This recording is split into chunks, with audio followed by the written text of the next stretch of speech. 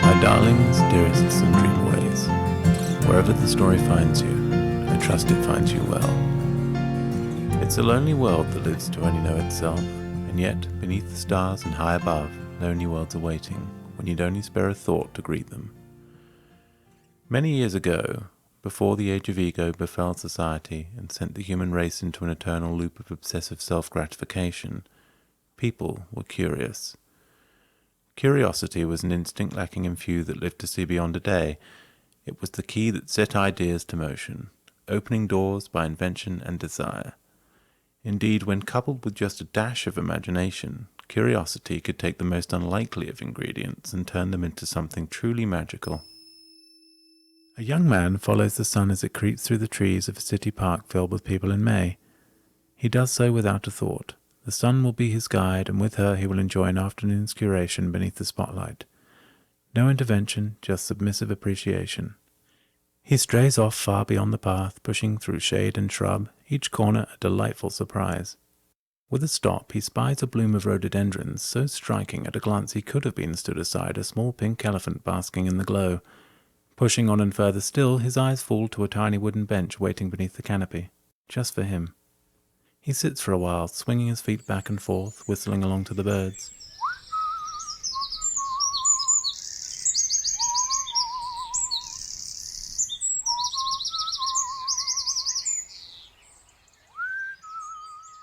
Hours pass freely and without word.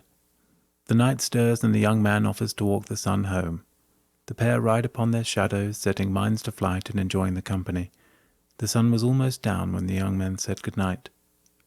Arriving at his house, the young man thought back over the wonderful day he'd had and the time spent with the sun. That night he lay in bed smiling, drifting off into a dream of pink elephants, shadow horses, and vast, limitless forests.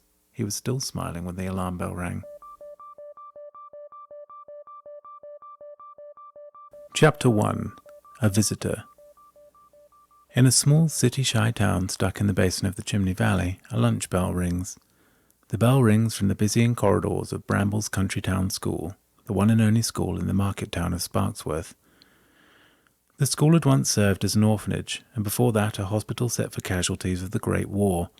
Interestingly, though, the building was initially built by the fringe scientist Humphrey Bramble. It was there Humphrey was to devote the twilight years of his life to the study of all things and everything in between, the title of his last published book, a sort of manic, often delirious monologue few understood and even fewer read. Humphrey spent 20 years alone, shackled to thought and theory. It was widely accepted that he'd lost his mind. Whilst he was certainly a brilliant man, he was equally wild and at times unstable. Humphrey was by most standards a drunk. When he drank, it was like sodium to water, and it was with that very chemistry that he worked without pause until his eventual disappearance shortly before the war. Humphrey had named the building Brambles, and the name was kept throughout each incarnation, respectfully and in part due to the enormous cast-iron sign Humphrey had erected on its roof. The question of how he got it up there in the first place was weighty enough, but bringing it back down again was a job with few volunteers. With all the children now swarming the lunch hall and lining up to fill their trays, Basil slumped into his chair and stared out across the empty classroom. The room was almost silent. Just the gentle sound of spring rain falling at the windows, and beneath that the steady drone of afternoon traffic passing through the town. 10 small empty tables, each with 2 chairs tucked beneath and 2 completed test papers left face down on the surface. The tables were set in rows of 2 by 5 deep, 20 seats in total. Pressing both palms into the desk, Basil pushed himself up and to his feet. Whistling into step, he walked over to the table at the front right of the room beside the window. Peering out at the rain, the wet walk home crept quickly into focus. Basil shrugged it off in a beat before collecting the test paper and moving across the room to collect the others. Thursdays were test day for Basil's class, and the subject was music. Basil had taught music at Bramble's country town school for 6 years. A musician at heart, he'd always dreamed of success. Not too much, just enough to afford a simple life. The dream never fully faded, but Basil grew older, life shaped its course, and success never really came. It was his cousin who suggested he try teaching. You'll still get to think and talk about music every day, only this way you might actually inspire someone. And besides, you'd be great with the kids. His cousin was not entirely wrong. Basil was a kind and gentle man, beautifully eccentric, funny, and he wasn't a bad musician. The move to teaching, though not quite the romantic dream of his younger self, was something he embraced with all and everything he had to offer. The kids loved him, as did the other teachers at Brambles. He was certainly a success there, but he couldn't help feeling there was always just something missing, something scratching beneath the surface, something he'd left behind. This feeling was visible to those who truly knew him, and none more than his wife Flora. Flora was Basil's favourite thing in the whole world, beautiful and smart. She was a success at just about anything she turned her mind to. She'd built a career as a seamstress, started and sold a hugely successful clothing company making costume for theatre and film. She'd risen to global acclaim as a dancer and could champion any card game on the table. Yet it wasn't all this that had Basil weak at the knees and falling through fancy. It was that despite those things, no matter what came to play, whatever the weather, Flora was cool, calm, and effortlessly stylish. This, in fact, was something so far from Basil's own behavioural blueprint that at first it caught him shy, bumbling through dates and conversations, red-faced and giddy like a sugared toddler trying to explain algebra. Though he didn't know it at the time, he would later learn that it was that vulnerability that Flora fell for in an instant. "My darling man could charm honey from the bees," she would say to her friends proudly. "When we first met, our eyes locked, and within a second he turned pink as a rose." To Flora, Basil was simply heaven. She adored listening to her husband talk about his love of music, how he'd throw his hands around in passionate cries over this artist or that. She loved to lie in bed and listen as he played piano in the far room late into the night, and she loved how in more recent years he'd taken to the thought that having a bowl of cereal beyond 11 p.m. was in some way rebellious. The couple had met at a birthday picnic for a mutual friend in June, 12 years prior to this very moment. They'd been inseparable ever since. The day ended as all days do. With the test packed safely in a plastic binder, Basil fetched his hat, coat, and umbrella from the stand, stepped out into the corridor and shut the classroom door behind him. Further down the corridor, Basil could hear footsteps approaching. 2 voices. One clearly the unmistakable voice of Roger Rufus Walsinger, the school's ever so slightly curious headmaster. The other Basil did not recognize. He locked the door and pulled out his phone to message Flora. "Just about to leave now, darling. Should I grab anything on my way?" Let me introduce you to Sparksware's very own Jeff Lynn. This is Basil, our music teacher. He keeps us current. Shuffling his feet awkwardly, Basil extended a hand to the stranger. "Lovely to meet you, Mr. Alberto Tolov. Well, lovely to meet you, Mr. Tolov." Mr. Tolov knew Humphrey Bramble, Basil. They were friends. Roger turned to Mr. Tolov. Alberto Tolov stared up at Basil, unflinching, pale, and emotionless. He was clearly very old, yet his age was somehow ambiguous. He stood a modest 5'5", dressed entirely in black, one hand clutching a cane, a wide-brimmed Stetson shadowing the years from his brow. "Yes, we were friends and colleagues a long time ago now." Okay, but Humphrey Bramble disappeared years ago, no? Before the war?" "Very sad. I never received a word from him. It is really only by chance that I stand before you now." "Oh?" "My work. It takes me to a lot of places, and more recently the city. The National Museum of Health Sciences has a research lab. It was in that lab that Humphrey first spoke to me of his plans for what is now, a school. I met with an old acquaintance there who was able to fill in a few blanks, and I had to come and see it for myself. We were close. Okay, well, lovely to meet you. I must be off. Roger. Yes, thanks, Basil. See you Friday. Basil marched away down the corridor, bearing right, eventually swinging off down a much smaller hallway and out through the fire escape. The fire escape door clicked shut behind him. Basil unfurled his umbrella, checked his phone, and stepped over the large hatch door to the basement. Prone to ritual, the vision of one day falling through the hatch had this built into an effortless routine. The rain crescendoed into pour. Basil hunched forward, marching across the car park over to the lane on the other side. The walk home was exactly 1 mile. 1 mile spread between two hedge-lined country roads with fields and small woodlands either side. It was a quick walk, but today it was to be a very, very wet walk.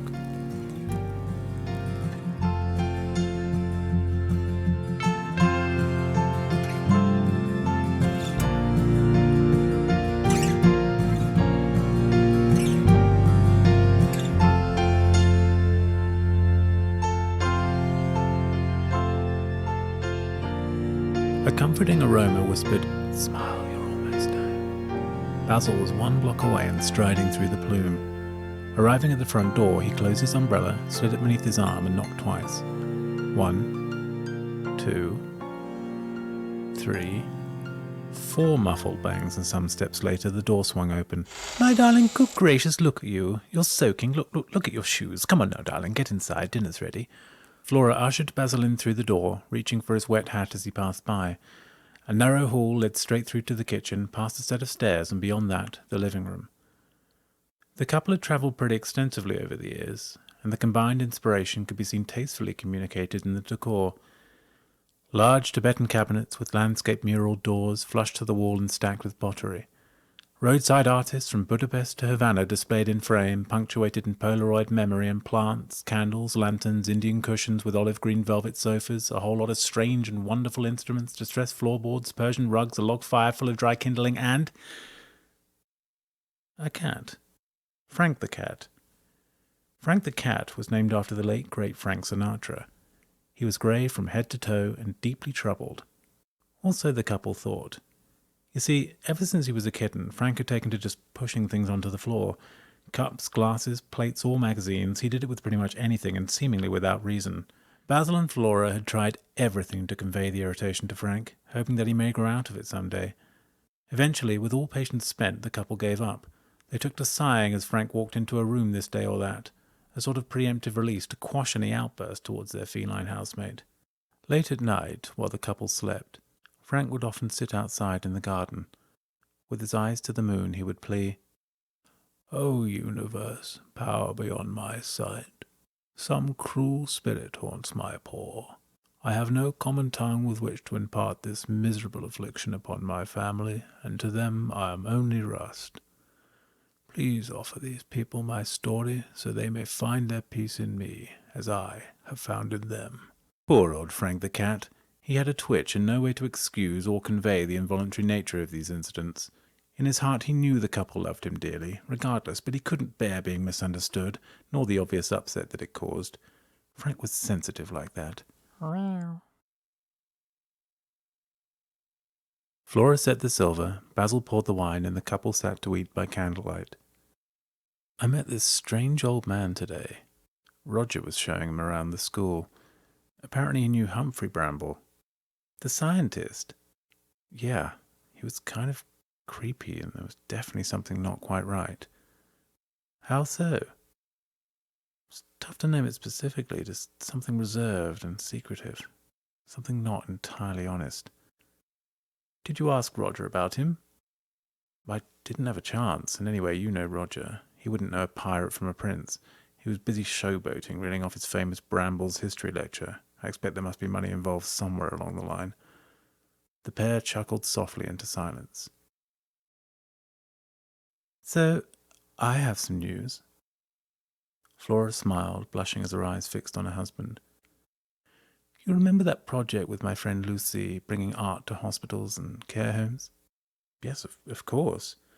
"Well, we got the grant. It's not a huge amount of money, but it's enough to get us started, and in time, who knows?" Basil sat back in his chair as a huge smile stretched wide across his face. My darling wife, I am so very proud of you. That is wonderful news. A toast. To my dearest wife, you are an inspiration and the most magical of creatures. I love you, my darling. Congratulations. Elsewhere, Roger has been entertaining Alberto from his office back at the school for some time. 5 teas down, the caffeine has him fully wired and racing through monologue after monologue. Stories of sports day extravaganzas, county competition winners, and a rather impressive article in the local rag, the Sparksworth Slice, showcasing Brambles as the go-to school if you want to become a steam train driver. Yes, indeed, Brambles had produced an impressive 200 steam train drivers since its first year as a school. This was of particular importance to Roger, who, in spite of being turned away from the rails after initially failing his test, simply loved the trains. I simply love the trains. There's just something so very beautiful about those engines, from Blenkinsop to Gresley. It's a bloody symphony of steam is what it is. A bloody symphony of steam. And hey, well, I'll tell you what, if you're interested, perhaps I could take you for a little toot while you're in these parts. What do you say? Alberto said nothing, just stared back blankly at Roger and narrowed his eyes. This curious imbalance was of no concern to Roger, who continued, Yes, I think that would be just fine. I haven't been on a tourist toot in 3 summers. I dare say I... He was halfway through his thought when the lights went out.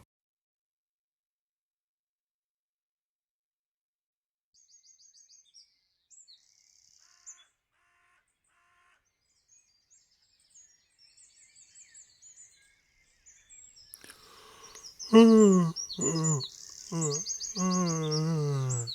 morning.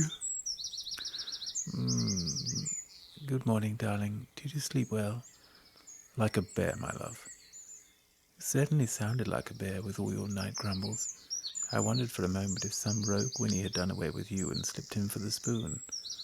Oh, I'm sorry, was it awful? No, darling. I was awake already.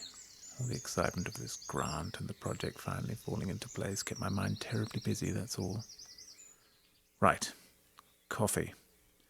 Please. Oh, and would you mind popping some toast in for me too? Of course. Jam? Flora smiled. Basil hopped out of the bed and threw on his dressing gown. Actually, I'll come down too. I'm going to make some juice. Don't worry, I'll do it. Just tell me what fruit you'd like and I'll juice it. Do you remember the last time you tried to make juice? Ah. What was it you said? Just let Frank lick it up? No. Come on, let's go.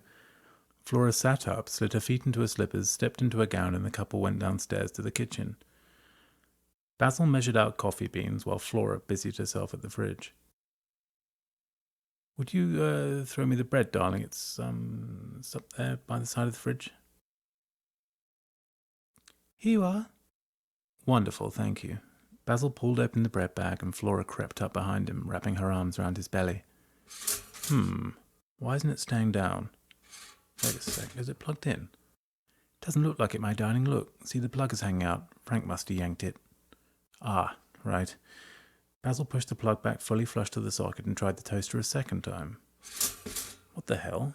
It's still not working. Doesn't look like any power's going to it. Okay, well, I think that's enough. It's clearly broken. You can probably stop doing that now, Basil. Basil, there's a spark. Take your hand off it quickly. I can't, darling. I can't. Look, my hand's stuck. I can't move it at all. Basil, please don't be a fool. Basil! Basil! Basil!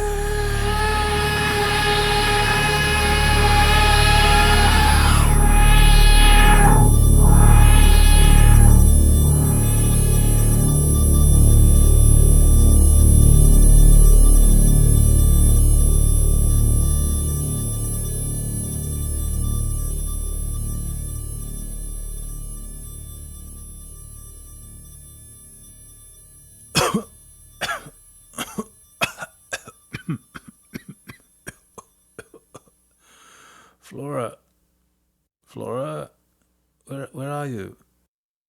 Are you okay? Yes, I'm here, my love, but I can't see anything. All the power must have cut out or something. But it's the morning. How in the world could it be this dark? Where are you? Basil stretched his arms out into the black, and Flora found a hand, clutching it tight. I'm here, my love. I'm here. The couple held each other for a moment, squinting into the blind dark. Flora trembled ever so slightly, and Basil swallowed the urge to surface fear. It's okay, my love. We just need to find a light or a torch or, something. Let's keep close and feel our way around a bit. What was that? What? Something's moving over there. Oh, Basil, it's probably Frank coming for his breakfast. Frank? Frank? I don't think that's Frank, darling, and I don't think we're at home. I don't know where we are. If we're alive or if we are dead, but I'd bet my balls we aren't in our kitchen anymore.